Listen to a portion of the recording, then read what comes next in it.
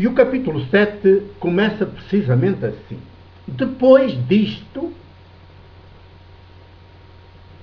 o sinal do paralítico da piscina e o dos peixes, amplamente desenvolvido, explicado, aprofundado teologicamente por Jesus. Depois disto, Jesus continuava pela Galileia. Notem só estes pormenores do texto, que nunca nos são ditos nas catequeses, nunca nos são ditos nas liturgias, naquelas missas ritualizadas que só contêm veneno e não contêm nada de Jesus. Jesus continuava na Galileia, e agora repara, pois não queria andar pela Judeia, onde ficava Jerusalém, visto que os judeus, quer dizer, os dirigentes dos judeus, não é os judeus povo, os judeus dirigentes, procuravam matá-lo. Como veem, ao Papa de Roma, que veio a Portugal, procuravam a idolatrá-lo, ovacioná-lo. Bem, queriam tocar, mas não podiam porque ele anda no Papa móvel, à prova de bala. Aqui, e os dirigentes de agora, o chefe de Estado de Portugal, o primeiro-ministro, os bispos todos, a hierarquia da Igreja Portuguesa, os párocos, na sua grande maioria, também fizeram questão de lá estar, pelo menos em Lisboa e depois na Avenida dos Aliados do Porto. Todos querem estar à beira, ninguém o quer matar, pelo contrário, o querem ovacionar. É preciso limpar a imagem. E foi o que se fez, uma grande operação de limpeza da imagem. Pensam que cegam os povos, que cegam as populações. Não cegam. Não se pode cegar para todo sempre um povo. Finalmente as escamas hão de cair e o povo há de ver que tudo foi a encenação. E já estão a cair. E eles andam aí cada vez mais atrapalhados. Pois a Jesus ele não queria andar pela Judeia, visto que os judeus procuravam matá-lo.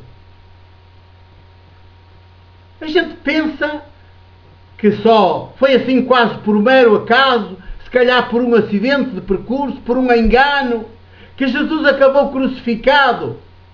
Ou então, ainda mais de forma mais aberrante, porque há igrejas que dão essas catequeses assim, há pastores que dão essas catequeses assim, que ele foi crucificado porque já estava escrito, já estava determinado desde sempre, que ele tinha de ser morto, tinha de ser crucificado,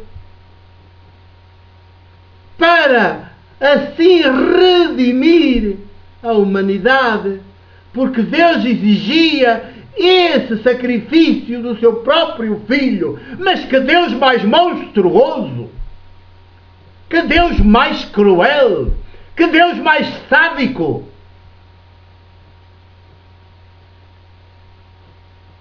Não! Esta decisão de matar Jesus, praticamente até segundo o Evangelho de Marcos, começa logo depois da sua primeira intervenção numa sinagoga. Já querem matá-lo. E anda sempre assim até, e não o matam quase logo, porque ele anda na clandestinidade a maior parte do tempo. E quando aparece em condições tais que não é possível nem sequer prendê-lo. Mas logo depois que essas condições deixam de estar aí, digamos que em que ele está de certo modo salvaguardado, e ele desaparece de novo, torna a entrar na clandestinidade. Não queria andar pela Judeia, visto que os judeus procuravam matá-lo. Os dirigentes judeus. Não confundamos com o povo judeu. E estava próxima à festa judaica, portanto, dos judeus, dos dirigentes judeus, não é do povo.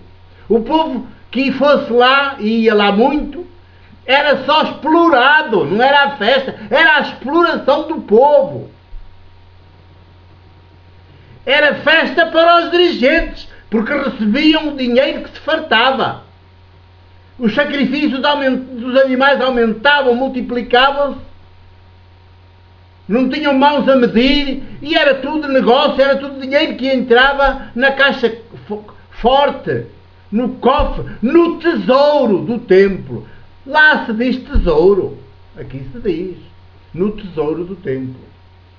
Portanto, para eles, para os dirigentes, era uma festa, mas para o povo era a grande exploração, era o grande terror. Eles também iam lá porque achavam que estavam catequizados para pensar que tinham de lá ir e que se não fossem que faziam pecado, como agora ainda se pensa e se ensina, quem não vai à missa ao domingo faz pecado. Uma treta! Eu acho que faz mais pecado em ir, porque aquilo não são coisas que se apresentem, não são ritos que se façam. De Eucaristia, zero.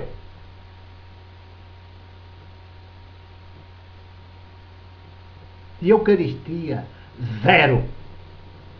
É só alienação, só encenação,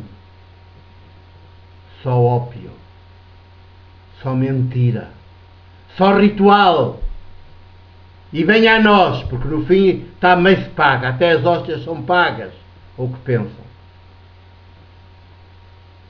Estava próxima à festa dos dirigentes judeus, chamada a festa das tendas. Era assim depois do verão, logo a seguir pelo outono.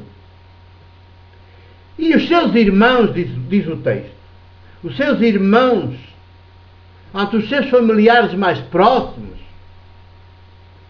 serão irmãos de sangue, provavelmente, mas há sempre um cuidado nos exegetas católicos, sobretudo, em dizerem que não, que adelphos em grego quer dizer os familiares em geral mais próximos, até pelo menos até primos, portanto tios, até primos. Mas não há dúvida que adelphos é irmãos, é mesmo irmãos.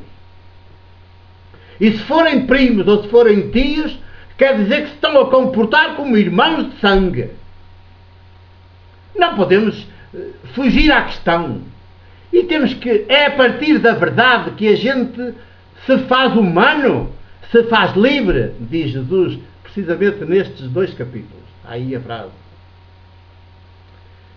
E então os seus irmãos, os seus familiares mais próximos, dizem a Jesus: vai para Jerusalém, vai para a Judeia, a fim de que os teus discípulos vejam as obras que fazes.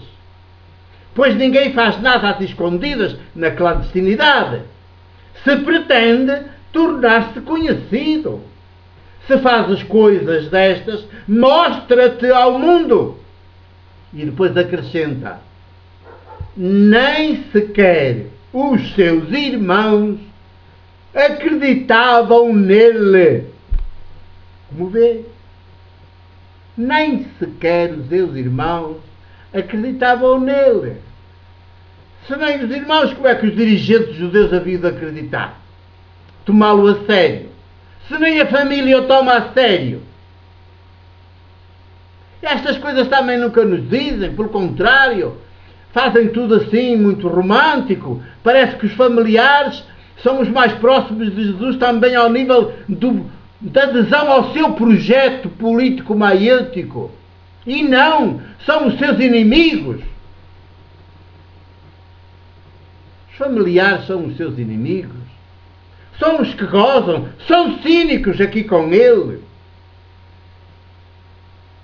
Também estão a desejar que ele efetivamente seja um Messias vencedor, que ele se afirme como líder, porque assim eles iam colher os louros, iam ter os melhores lugares.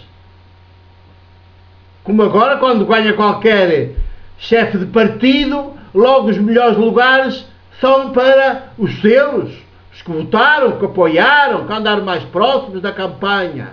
Já lá prosseguimos.